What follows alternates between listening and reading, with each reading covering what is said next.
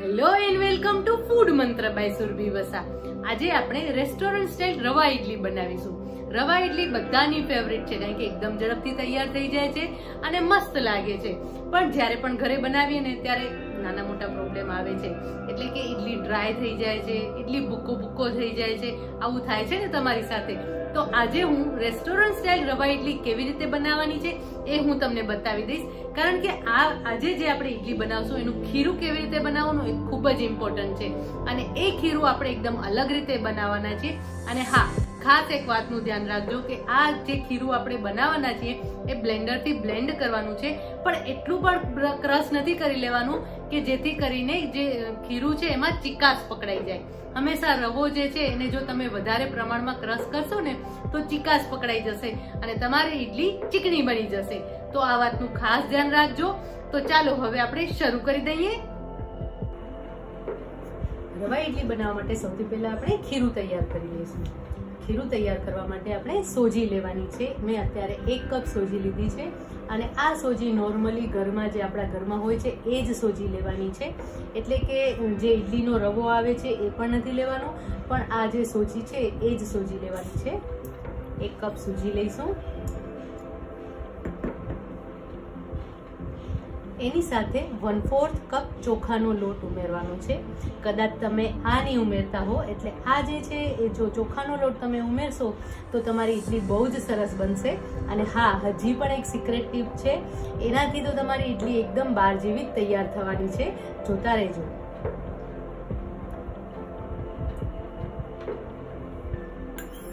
હવે એની અંદર આપણે છાશ ઉમેરી લેશું.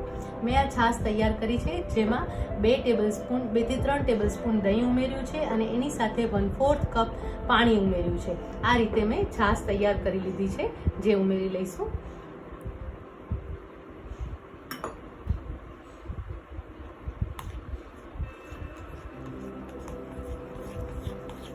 અત્યારે આપણે મીડિયમ ઘટ્ટ ખીરું તૈયાર કરી રહ્યા છીએ, કારણ કે આ જે ખીરું છે એને આપણે રેસ્ટ આપવાનો છે, જેથી કરીને જે સૂજી છે એ સરસ રીતે ફૂલી જશે અને આપણું ખીરું એકદમ સરસ તૈયાર થઈ જશે.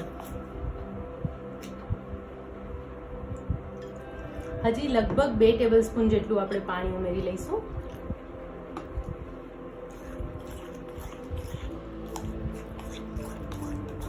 તમે જોઈ શકો છો કે મીડિયમ ઘટ્ટ ખીરું તૈયાર થઈ ગયું છે. બહુ જ ઘટ્ટ પણ નથી અને સાવ પતલું પણ નથી. આ રીતનું ખીરું તૈયાર કરી લેવાનું છે. ખીરું તૈયાર થઈ ગયું છે. હવે આ ખીરાને આપણે લગભગ અડધો કલાક માટે રેસ્ટ આપી દઈશું.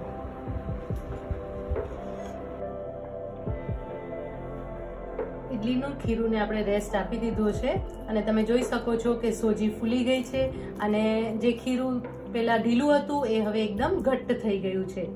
હવે એક પ્રોસેસ કરવાની છે. આ પ્રોસેસ તમે ક્યારે પણ નહીં કરતા હો, અને આ પ્રોસેસ કરવાથી ઇડલી બહુ જ સરસ બને છે. અત્યારે જે આ ખીરું તૈયાર થયું છે એને આપણે બ્લેન્ડરથી બ્લેન્ડ કરી લેવાનું છે. બ્લેન્ડરથી જ બ્લેન્ડ કરવાનો છે, અને મિક્સચરથી બ્લેન્ડ નથી કરવાનો, એટલે કે મિક્સચરમાં લઈ અને ચર્ન નથી કરવાનો. જો તમે એવું કરશો ને તો જે સોજી છે એ વધારે પીસાઈ જશે, અને એના કારણે એની અંદર ચિકાસ આવી જશે. આપણે થોડા પ્રમાણમાં જ જે સોજી છે એને ક્રશ કરવાની છે, પીસવાની છે. હવે આપણે એને ચર્ન કરી લઈશું.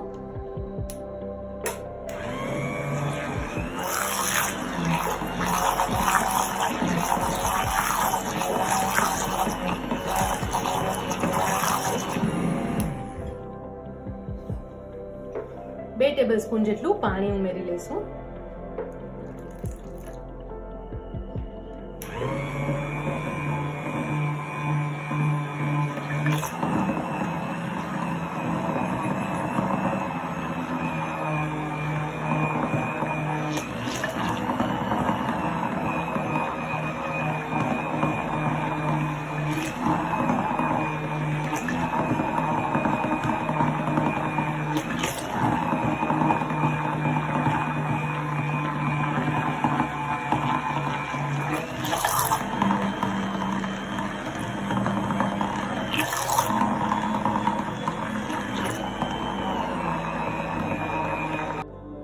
જો તમે જોઈ શકો છો કે ખીરું છે એનો ટેક્સચર જે છે એકદમ ચેન્જ થઈ ગયો છે, એનો કલર પણ ચેન્જ થઈ ગયો છે.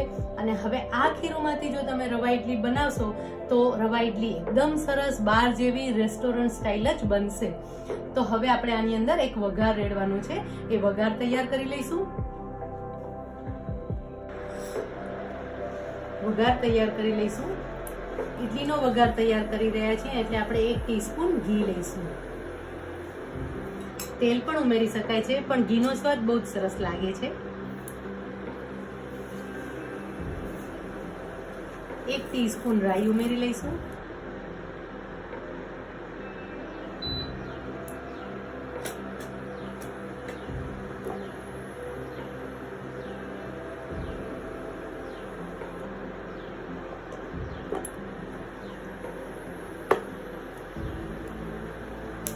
રાઈ ખીલે એટલે 1 ટીસ્પૂન ચણાની દાળ ઉમેરીશું. ઘણા લોકો પલાળેલી ચણાની દાળ પણ ઉમેરતા હોય છે, પણ હું આ જ રીતે ઉમેરું છું.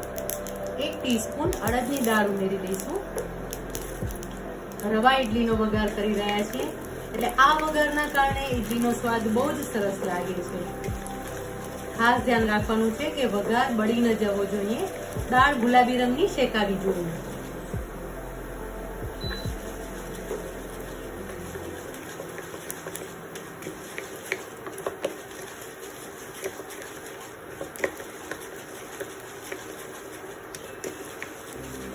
દાળમાં સરસ સુગંધ આવી રહી છે અને ગુલાબી કલર પણ પકડાઈ ગયો છે.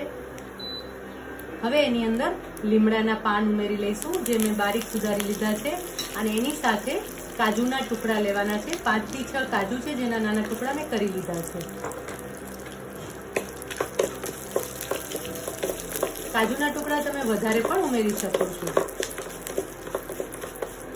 જો આ રીતે ગુલાબી રંગની દાળ થવી જોઈએ, વધારે ડાર્ક પણ ન થવી જોઈએ અને સફેદ પણ ન રહેવી જોઈએ. વઘાર તૈયાર થઈ ગયો છે. તૈયાર કરેલો વઘાર ખીરુંમાં રેડી લઈશું.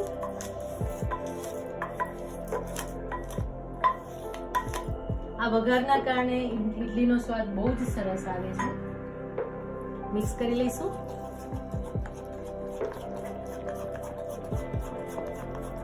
જો તમને વઘાર ન ગમતો હોય, એટલે કે ઘણાને અડદની દાળ ચણાની દાળ નથી ગમતી હોતી, તો તમે આ વઘારને અવોઇડ પણ કરી શકો છો અને એઝ ઇટ ઇઝ ઇડલી બનાવશો તો પણ ઇડલી બહુ જ સરસ બનશે. હવે એમાં બારીક સમારેલા લીલા મરચાં ઉમેરી લઈશું, 1 ટીસ્પૂન જેટલા. અને બારીક સમારેલી કોથમીર ઉમેરી લઈશું, 1 ટેબલસ્પૂન જેટલી. બરાબર મિક્સ કરી લઈશું.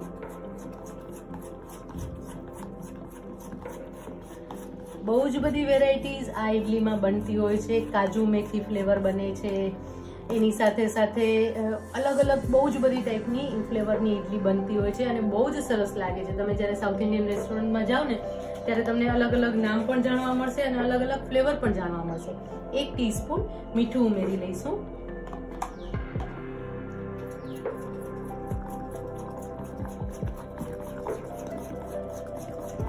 રવા ઇડલી એકદમ ઇન્સ્ટન્ટ છે, એટલે તમે ક્યારેક એવું ઈચ્છો કે આજે મારે સાઉથ ઇન્ડિયન ખાવું છે અને આ રવા ઇડલી બનાવી લો. અને એની સાથે જો તમે મૈસૂર મસાલા રવા ઇડલી બનાવી લો, મૈસૂર ઇડલી બનાવી લો, તો પણ એને મૈસૂરના મસાલા સાથે મિક્સ કરી લો તો આ ઇડલી બહુ જ સરસ લાગે છે. અત્યારે તો આપણે રવા ઇડલી બનાવી રહ્યા છીએ. હવે એની અંદર આપણે ફ્રૂટ સોલ્ટ ઉમેરી દઈશું. 1 ટીસ્પૂન ફ્રૂટ સોલ્ટ લઈશું. ફ્રૂટ સોલ્ટના કારણે ઇડલી એકદમ સરસ સોફ્ટ તૈયાર થાય છે.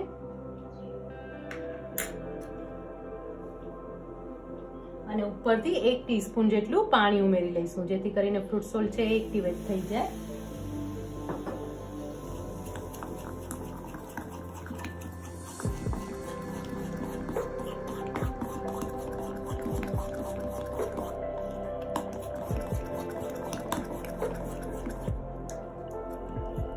જો ઇડલીનું ખીરું એકદમ સરસ તૈયાર થઈ ગયું છે.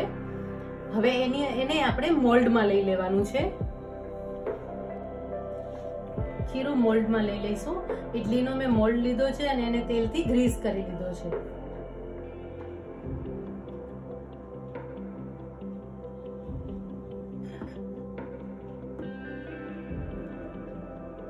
અત્યારે જે મેં ખીરું તૈયાર કર્યું છે એમાંથી લગભગ 10 થી 15 ઇડલી તૈયાર થશે. અત્યારે જે સાઈઝ બનાવી રહી છું એ સાઈઝ પ્રમાણે એટલી ઇડલી તૈયાર થવાની છે.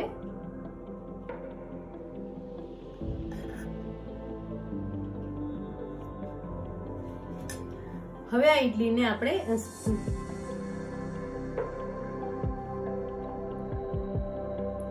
તૈયાર કરેલા ઇડલીના મોલ્ડને આપણે જે સ્ટીમર છે એમાં મૂકી દઈશું અને લગભગ આપણે એને 10 થી 12 મિનિટ સુધી કૂક થવા દેવાનું છે અને પછી મસ્ત ગરમા ગરમ ઇડલી તૈયાર થઈ જશે. મસ્ત ગરમા ગરમ ઇડલી તૈયાર છે. ખાસ કરીને રવા ઇડલી તૈયાર છે અને આ રવા ઇડલી રેસ્ટોરન્ટ સ્ટાઇલ રવા ઇડલી છે અને ઇન્સ્ટન્ટ બની જાય છે. તમે ક્યાંય બહારથી આવ્યા હોય તો પણ આ ઇડલી ફટાફટ બનાવી શકો છો. તો હવે આ ઇડલી તમે ચોક્કસથી ઘરે બનાવજો અને આવી જ બધી મજેદાર વાનગીઓ સાથે ફરી મળતા રહીશું. ત્યાં સુધી બાય બાય.